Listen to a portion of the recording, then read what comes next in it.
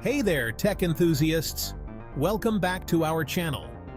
Today, we're diving into the world of cybersecurity to discuss a sneaky type of cyber attack known as the Evil Twin Attack. Stick around to learn what it is, and more importantly, how you can protect yourself from it. So, what exactly is an Evil Twin Attack? Imagine you're at your favorite cafe and you see a familiar Wi-Fi network name. But here's the catch. It's not the real network. Instead, it's a malicious lookalike created by a hacker to trick you into connecting to it. Once connected, they can intercept your data, steal personal information, and even inject malware into your device.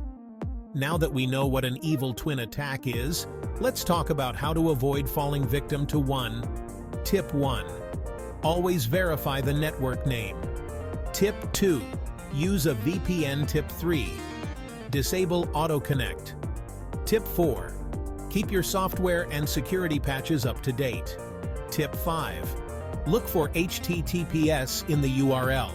To protect yourself, always verify network names, use a VPN, disable AutoConnect, keep your software updated, and look for HTTPS.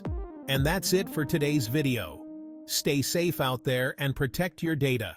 Until next time, stay secure.